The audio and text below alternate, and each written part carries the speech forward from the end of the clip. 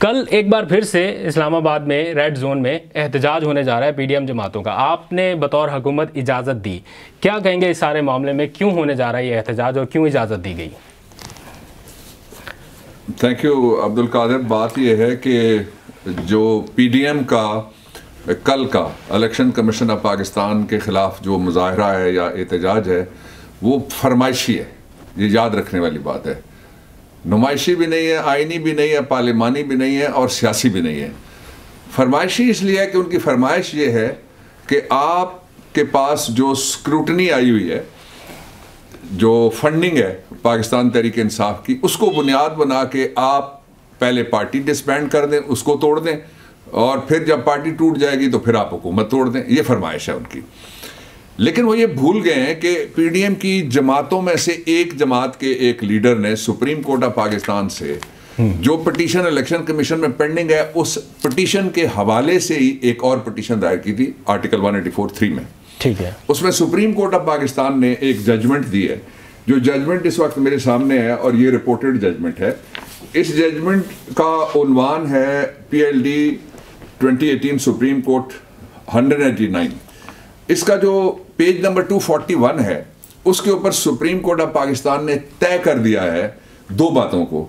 एक तो ये है ममनुआ फंडिंग और दूसरी है फॉरेन फंडिंग। जो ममनुआ फंडिंग है वो है जिसका केस बनाया जाने की कोशिश की जा रही है। ठीक है। फॉरेन फंडिंग किस तरह से होती है उसकी दो मिसालें मौजूद हैं। जिस तरह एक इलेक्शन जीतने के लिए और पाकिस्तान में विमेन एमेंसिपेशन, औरतों की जो सियासत में और कौमी उमूर में शिरकत है, उसको रोकने के लिए एक प्रोस्क्राइब्ड ऑर्गेनाइजेशन अलकायदा के सरबराह से नवाज शरीफ ने फंडिंग ली थी और फिर वो इलेक्शन में इस्तेमाल किया पैसा।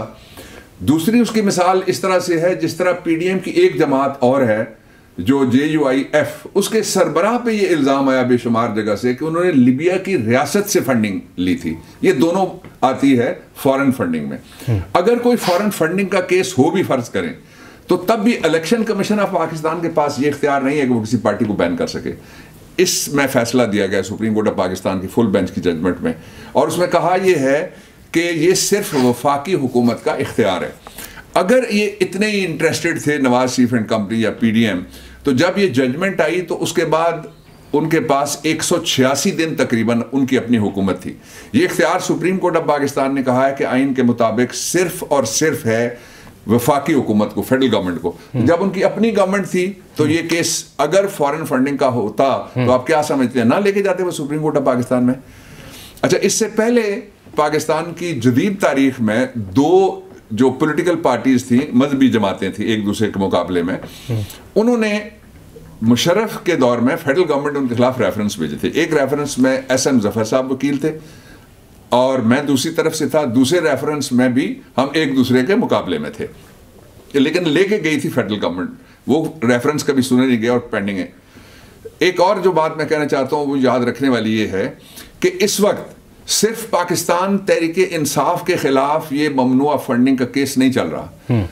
4 पॉलिटिकल पार्टीज हैं जिनके खिलाफ चल रहा है। एक उनमें से तहरीक इंसाफ है जिसने 40,000 डॉक्यूमेंट्स और अपने डोनर्स की सारी तफसील इलेक्शन कमीशन की स्क्रूटनी कमेटी को दे दी है। ठीक है। दूसरी पार्टी है नवाज शरीफ साहब की। नवाज शरीफ साहब ने, उनकी पार्टी ने कहा जी कि हमें जो 10 करोड़ फंडिंग मिली थी वो बंदा ही मार गया, इसलिए हम नहीं बता सकते। और ये नहीं बताते किसने मारा है, किधर मारा है, क्यों मारा है। और ये वही पैसे हैं जिसमें से 6 करोड़ रुपए निकाल के अपनी पार्टी के अपने अकाउंट में नवाज शरीफ ने शिफ्ट किए थे। This is one. दूसरा है पाकिस्तान पीपल्स पार्टी। वो कहते हैं हमारे पास तो रिकॉर्ड ही कोई नहीं है। ये इलेक्शन कमीशन के ऑर्डर्स हैं, मैं उनकी बात कर रहा हूँ। प्रोसीडिंग्स जो चलती हैं, रिपोर्ट होती है, मैं उनकी बात कर रहा हूँ। तीसरे हैं मौलाना साहब। मौलाना कहते हैं मुझसे तो पूछा क्यों है आपने, आप होते कौन है ये रियासत। कभी वो कहते हैं कि मैं रियासत का हिस्सा हूँ, रियासत मेरे बगैर मुकम्मल नहीं है। कभी कहते हैं मैं एस्टेब्लिशमेंट का हिस्सा हूँ, एस्टेब्लिशमेंट मेरे बगैर मुकम्मल नहीं। वो ये कहते हैं कि मुझसे पूछो ही मत। उसका नतीजा ये निकला कि जब ये शुरू हुआ, वो गए तो थे पाकिस्तान तहरीके इंसाफ को फंसाने के लिए, लेकिन जब वो खुद फंस गए अब वो भागना चाहते हैं। भागने का कोई रास्ता नहीं है, इसलिए कि PTI ने एक दरखास्त की है। वो ये चाहते हैं, कल तो बिलावल साहब ने अपनी प्रेस कॉन्फ्रेंस में कह दिया, वो कहते हैं सिर्फ PTI का केस फैसला करें और उसके बाद आप देख लें, फिर हम चलने दें या ना चलने दें। आइन का आर्टिकल 4, 9 और 25 कहते हैं कि डिस्क्रिमिनेशन नहीं हो सकती। सबसे यकसा हालात में यकसा मामला हो तो यकसा सलूक किया जाएगा। इसलिए इलेक्शन कमीशन आइन के मुताबिक अगर फैसला करेगा तो वो ये है कि चारों पॉलिटिकल पार्टीज के बारे में जो भी उनकी फंडिंग है कौम को बताएं कि किसने रसीदें दी, कौन सी रसीदें छुपा रहा है, किसने रसीदों से फरार इख्तियार किया, और कौन है जो कहता है मेरे पास कुछ भी नहीं है, कौन कहता है तुम सवाल ही ना करो। अब इसके बाद इलेक्शन कमीशन के ऊपर उनका एतराज क्या हो सकता है? इलेक्शन, ये जो मौजूदा सुल्तान सिकंदर राजा साहब चेयरमैन है, इन्होंने तो इलेक्शन कोई नहीं कराया। जी हाँ, उस वक्त ये तो इलेक्शन कमिश्नर थे ही नहीं, ये चीफ इलेक्शन कमिश्नर नहीं थे। ठीक है। और जो बाकी लगे थे वो उन्हीं के दौर में लगे थे। And I have faith and trust in everybody, जो नए आए हैं उनमें भी और पुराने भी। मैं उनके सामने पेश होता रहा हूँ दर्जनों से भी ज्यादा मुकदमात में। तो let us trust our institution ना। आप क्या कह रहे हैं? आप ये कह रहे हैं कि वो चीफ इलेक्शन कमिश्नर जिसके दौर में जनरल इलेक्शन नहीं हुए, उनके आने के बाद हम आ गए, अब 2.5 साल बाद आप आए हैं। इससे पहले इन्होंने 2 मुतालबात किए थे। एक मुतालबा ये किया था कि आप इलेक्शन स्क्रूटनी के लिए हाउस की कमेटी बनाएं। हमने फौरी तौर पे वो कमेटी फैसला किया, हम बैठे सारे इकट्ठे, और इमरान खान साहब ने कहा जी बना दें। और वो कमेटी है परवेज खटक, एक इजलास हुआ, ये भाग गया उस कमेटी से, इसलिए कि इनके पास है ही कुछ नहीं। मैं उसका दूसरा सबूत कौम के सामने ये रखता हूं इनके पास, मैं इसलिए कह रहा हूं कि कुछ नहीं है, कि पूरे इलेक्शन में से सारी पीडीएम की 11 जमातों ने मिलकर 24 नेशनल असेंबली की सीटें चैलेंज की हैं। 23 तो सिर्फ हमने कर दी है, पाकिस्तान तहरीक इंसाफ ने। तो ज्यादती फिर किसके साथ हुई? और इनका जो मुकदमा कौम के सामने है वो मुकदमा इस तरह से है, वो ये कहते हैं कि मियां वाली में तहरीक इंसाफ जीती, धांधली हो गई। भक्कर में कोई और खेत के दूसरी तरफ जीत गया, धांधली नहीं हुई। वो कहते हैं कि खुशाब में तहरीक इंसाफ जीती, धांधली हो गई। लेकिन सरगोदा में वो जीतते हैं, वो कहते हैं धांधली नहीं हुई। वो ये कहते हैं कि फैसलाबाद में तहरीक इंसाफ जीती, वहां पे धांधली होगी। लेकिन गुजरांवाला में चूंकि वो जीते हैं इसलिए धांधली नहीं हुई। ये मुस्लिम लीग नून है। और जो पीपल्स पार्टी है वो ये कहती है कि सिंध की हुकूमत जहां बनाने के लिए हमें सीटें मिली हैं वो तो ठीक थी, लेकिन जो कराची की सीटें थी जो मिल गई पाकिस्तान तहरीक इंसाफ को या उनकी एलाइज को, जो जितनी भी सीटें मिली, वो कहते हैं जी वहां पे तो धांधली हुई है। इसलिए ये जो फरमाइशी प्रोग्राम है इसका कोई मुस्तकबिल नहीं है। और ये मरहूम पीडीएम की ये आखिरी सिसकी है। मरहूम पीडीएम की ये आखिरी सिसकी है। इसलिए कि जब से कुछ चीजें मैं नहीं कह सकता, लेकिन यह है कि कुछ जलसे ऐसे हैं जिनमें बिलावल नहीं जा रहे, कुछ ऐसे हैं जिनमें मरियम नहीं जा रही, और इस एहतजाज में भी पीपीपी के सरबराह नहीं आएंगे। और कुछ ऐसे भी हैं जहां पर जाने से रोका भी गया है, जाने से रोका गया और मना कराया गया कि इस इलाके में चूंकि इस्लामिस्ट ज्यादा हैं इसलिए खवातीन को नहीं पसंद करते कि वो स्टेज पे आए और हाथ लहराएं और तकरीर करें, और उनके नजदीक औरत की हुक्मरानी मेरे ख्याल में जायज़ नहीं होगी।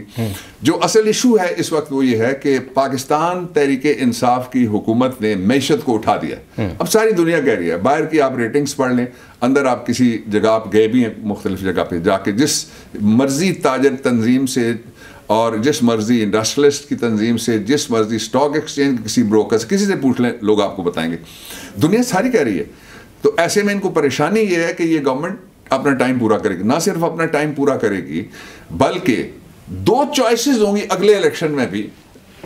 ये बड़ी इंपॉर्टेंट बात मैं कहने लगा, 2 चॉइसेस होंगी कौम के पास अगले इलेक्शन में, कि उनको चोर चाहिए या उनको चौकीदार चाहिए। ऐसा चौकीदार जिसने आके बड़े बड़े चोर पकड़े। लोग कहते हैं ना, इन जो एहतसाब है उस पर मैं राजी नहीं हूं। मुझे ये बताएं इनमें से किसी पे हाथ पड़ा था पहले?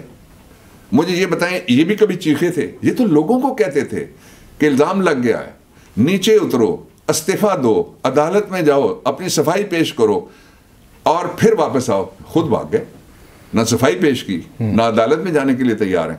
अब मौलाना जो हैं उनके और मसाइल भी हैं। जो एक लकी मरवत का भी मुझे समरी टोल के जी कुछ चल रहा है, वहां पे सरकारी जंगल शंगल था, को मुल्क से बाहर। मौलाना साहब की तो अचानक बहुत सारी जायदादें हुकूमत ने निकाल ली हैं, कोई अरबों रुपए की जायदादें हो तो निकलती हैं। फ्रंटमैन भी उनके निकले। फ्रंटमैन हो तो पकड़ा जाता है, टीटी वाला हो तो पकड़ा जाता है, चीनी वाला हो तो पकड़ा जाता है, चावल वाला हो तो पकड़ा जाता है, फालूदे वाला हो तो पकड़ा जाता है। और यही वो इदारे थे 5 जिन्होंने हाथ खड़े कर दिए सुप्रीम कोर्ट ऑफ पाकिस्तान में। पैनामा का जब केस चल रहा था उन्होंने कहा हमसे कुछ नहीं होता। आज वो अगर इदारे फाल हैं तो उसकी 2 बुनियादी वजूहत। अभी ब्रॉडशीट का आप किस्सा देख लें कि तय हो गया जो इमरान खान कहते थे वो दुरुस्त है। वो कहते थे मैं किसी कीमत पे मुल्क और कौम से गद्दारी नहीं करूंगा, किसी को मैं एनआरओ चोरों डाकुओं को नहीं दूंगा। तो पता लग गया ना कि जब एनआरओ दिया जाता है, लूटी हुई दौलत नहीं सिर्फ आपके हाथ से निकल जाती, वो जो एसेट्स रिकवर्ड हो सकते थे वो आपके हाथ से सिर्फ नहीं निकलते, और पैसे भी आपके हाथ से फिर निकल जाते हैं। तो इसलिए इनकी परेशानी की आखिरी वजह मरहूम पीडीएम की ये है कि जो इलेक्शन कमीशन है वो फरमाइशी प्रोग्राम के तहत सिर्फ पाकिस्तान तहरीक इंसाफ के बारे में फैसला करे या उसके खिलाफ, ये भी फरमाइश है, फैसला करे, और जो बाकी 3 जमातें हैं पीडीएम की, उनके खिलाफ कोई फैसला ना करे। डॉक्टर साहब, क्या इस बात में हकीकत है कि ये दोनों जमातें जो ममनुआ फंडिंग का या फॉरेन फंडिंग का केस ले गई हैं, इन्होंने खुद मनी लॉन्ड्रिंग की है अपने पार्टी की फंडिंग से? ऐसा है कुछ? देखिए, फैसला होने देना, ऐसा अगर नहीं है, अगर मनी लॉन्ड्रिंग के पैसे नहीं है तो फैसला होने दें। अगर अमेरिका से कोई ऐसा शख्स जो या किसी और मुल्क से कोई ऐसा शख्स जो इनके लिए आने के लिए तैयार नहीं है, तो क्यों तैयार नहीं है? कभी नैब के सामने एहतजाज हो रहा है, कभी इलेक्शन कमीशन के सामने। इदारों को दबाव में लाने की ये रवायत जारी है। ये सारा मामला सुप्रीम कोर्ट में क्यों नहीं लेके जाते? वहां पर अपना केस क्यों नहीं लड़ रहे? सुप्रीम कोर्ट ऑफ पाकिस्तान से तो ये केस मैंने पहले बता दिया कि जो ममनुआ फंडिंग और फॉरेन फंडिंग में क्या फ़र्क है। फॉरेन फंडिंग में तो ये दोनों आते हैं खुद, और जो ममनुआ फंडिंग है उसके बारे में क्लियर है। और तीसरा ये है कि इलेक्शन कमीशन ऑफ पाकिस्तान के पास महदूद इख्तियार ये है कि अगर कोई ममनुआ फंडिंग निकल आए किसी पॉलिटिकल पार्टी की, तो सारी फंडिंग नहीं, ममनुआ की हद तक वो फंडिंग जब्त कर ली जाती है। सही। ना ही वो किसी को, वो इसी जजमेंट में है कि ना वो ट्रिब्यूनल है लेकिन वो अदालत नहीं है, और वो कुछ चीज़ों को इंटरप्रेट भी नहीं कर सकती। ये काम अदालतों को है, इसलिए कि कॉन्स्टिट्यूशनल वो एक इलेक्शन कमीशन जो है वो इलेक्शन ट्रिब्यूनल का भी वो सिनोनिमस नहीं है, वो भी नहीं कर सकता, लेकिन वो सिर्फ इलेक्शन कमीशन है, ट्रिब्यूनल नहीं है। आपने रेड जोन में आने की इजाज़त तो दे दी, अगर कल को अमन अमान की सूरत हाल कंप्रोमाइज़ हुई या मुतासर होने का खदशा हुआ, तो रियासत अपना किरदार अदा करने के लिए तैयार है? पूरी तरह से, पूरी तरह से। उसका सबब ये है कि हम डेमोक्रेटिक गवर्नमेंट होने की वजह से और पार्टी होने की वजह से किसी को भी एहतजाज से पहले इन्होंने जलसे किए, कौन सी क़यामत आ गई है। लेकिन अगर जुलूस में या धरने में जराइम पेशा लोग ला के कोई मुजरिमाना कार्रवाई की गई, तो कानून बड़ी शिद्दत से हरकत में आएगा। क्यों नहीं आएगा? और जो असल इशू है वो और है। असल इशू ये है कि जिनको ये लेके आते हैं उन बच्चों को क्या पता है हम कहाँ जा रहे हैं। एग्जैक्टली।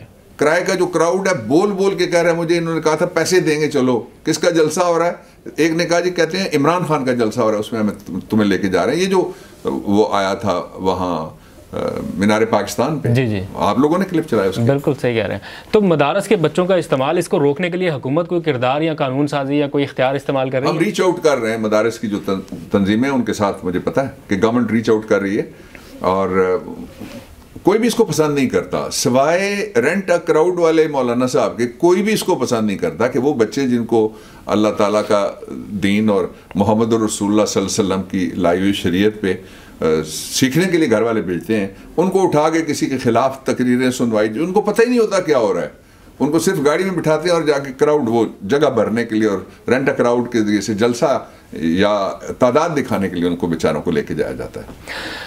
बाबर मान साहब, आपने काबीना की कार्रवाइयाँ भी देखी, आपने बड़ा इनपुट भी दिया है। नवाज शरीफ की वापसी के हवाले से भी कुछ मामला चल रहे थे। बाहर से बैठकर कुछ बयानात ऐसे देते हैं कि मुल्की सियासी मामला, फिर उसका कुछ ना कुछ रुख तब्दील होता है, बहस शुरू हो जाती है। उनको वापस लाने के लिए 2 ऑप्शन आप लोगों के पास थे, किस ऑप्शन पर अभी अमल दरामद? उसने कोई ऐसा बयान नहीं दिया, कोई कुछ कर नहीं सकता कि पाकिस्तान में कोई नैरेटिव उस बदल जाए, या कोई सियासत बदल जाए, या कोई हुकूमत बदल जाए, या कोई निज़ाम बदल जाए, या इदारे उनको कोई नुकसान पहुँचे। जो वो कर सकता है वो ये है कि वहाँ बैठ के गंदगी उछालता रहे कोई मफरूर अदालती ताहयात नाअहल अपनी कौम के बारे में, अपने इदारों के बारे में। पहला इदारा है जिस पे वो हमला करते हैं पाकिस्तान की मुसल्लह अफवाज, दूसरा इदारा जिस पे वो हमला करते हैं पाकिस्तान की अदलिया, तीसरा इदारा वो है जो एग्जीक्यूटिव अथॉरिटी ऑफ पाकिस्तान, अब चौथा इदारा उन्होंने शामिल किया है वो है इलेक्शन कमीशन ऑफ पाकिस्तान। ये सारा कुछ सिर्फ 2 मकासद के लिए हो रहा है। पहला मकसद ये है कि किसी तरीके से एहतसाब के दरवाजे पे ताला पड़ जाए, और दूसरा मकसद ये कि इमरान खान को ये इदारे मजबूर करें कि आप इनको एनआरओ दे दें। ऐसा नहीं होना, ऐसा बिल्कुल नहीं होगा, ऐसा कभी नहीं होगा। आखिरी सवाल, ब्रॉडशीट के हवाले से वो जमात अपना मौक़िफ़ सामने लेके आती है, उनको लगता है कि उनके हक में आया है केस, हुकूमत अपना मौक़िफ़ या पॉइंट ऑफ व्यू दे रही है, लगता है कि हुकूमत के हक में। एक्चुअल तशरीह क्या है इसका? का मुआहदा किसने किया? ब्रॉडशीट के लिए पैसे किसने दिए, ब्रॉडशीट को हायर किसने किया? हमने नहीं किया। ब्रॉडशीट में जायदाद किसकी निकली? वही चोरी की जायदाद जिसमें वो रहते हैं। वो कहते हैं ये हमारी नहीं है, ये हमारे बेटों की भी नहीं है। अम्मा कहती है अब्बा की, अब्बा कहता है दादा की, यानी पूरा खानदान ये लगा हुआ है पिछले 35 साल से।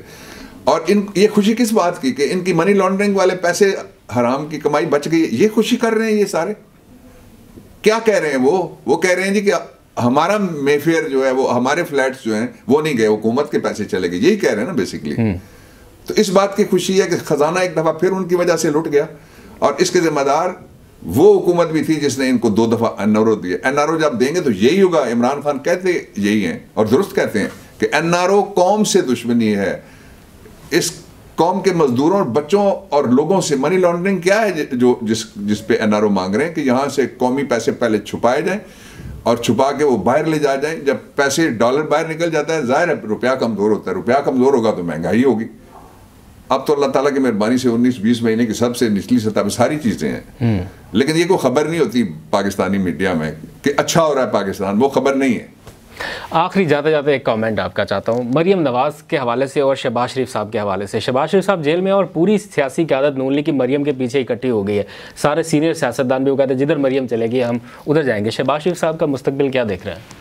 शहबाज शरीफ साहब का मुस्तकबिल वही है जो नवाज शरीफ और मरीम की जब आमद के लिए रैली निकाली गई थी ना लाहौर में शहबाज शरीफ ने, तो शहबाज शरीफ ने उस वक्त उनको चूना लगाया था। उन्होंने अब उसके वापसी चूना बदला ले लिया चूने का।